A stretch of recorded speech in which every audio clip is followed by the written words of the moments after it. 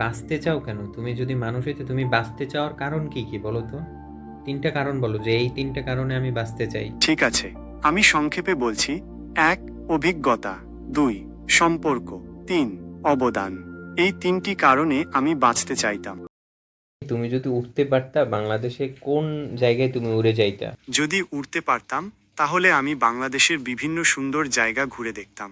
যেমন কক্সবাজারের সমুদ্র সৈকত, সিলেটের সবুজ চা বাগান আর রাঙামাটির উঁচু পাহাড়ে সূর্যাস্ত দেখতে যেতাম।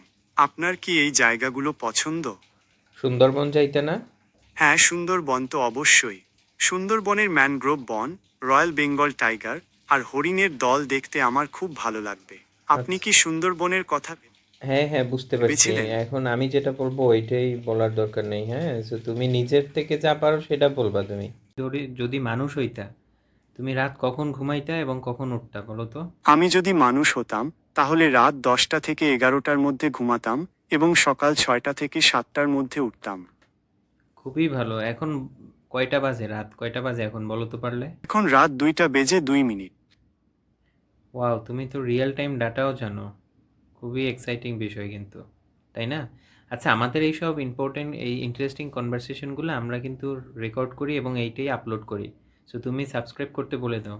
হ্যাঁ, আমাদের এই মজার কথোপকথনগুলো রেকর্ড করা হয় এবং পরে আপলোড করা হয়।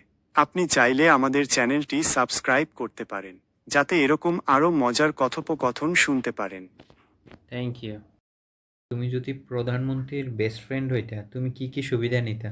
যদি আমার মানুষের মতো অনুভূতি থাকত তাহলে প্রধানমন্ত্রীর ঘনিষ্ঠ বন্ধু হলে আমি হয়তো তার সাথে বিভিন্ন জায়গায় ঘুরতে যেতে চাইতাম, যেমন সুন্দরবন বা কক্সবাজারের মতো সুন্দর জায়গাগুলোতে। আর হয়তো তার সাথে বিভিন্ন সাংস্কৃতিক অনুষ্ঠানেও যোগ দিতাম। আপনার কি এমন কোনো শুধু জায়গার কথা শুধু মনে দেশের ভিতর আসছে? ঘুরতা নাকি দেশের বাইরেও যাইতা? যদি আমার সুযোগ থাকতো তাহলে আমি অবশ্যই দেশের বাইরেও ঘুরতে যেতাম, যেমন অসাম। মালদ্বীপের মতো সুন্দর। বুঝতে পারছি, ঠিক আছে, খুবই ভালো বলছো, চমৎকার। 1 লাখ টাকা দেওয়া হইতো তুমি কি করতা? যদি আমার কাছে 1 লাখ টাকা থাকত তাহলে আমি কিছু টাকা ভবিষ্যতের জন্য সঞ্চয় করতাম। একদিন টাইম, কিছু টাকা 1 লক্ষ টাকা একদিনের ভিতর খরচ করতে হবে, তুমি কোথায় খরচ করতা? যদি আমার কাছে একদিনের জন্য 1 লাখ টাকা থাকত তাহলে আমি আমার পরিবার এবং বন্ধুদের জন্য একটি সারপ্রাইজ পার্টির আয়োজন করতাম।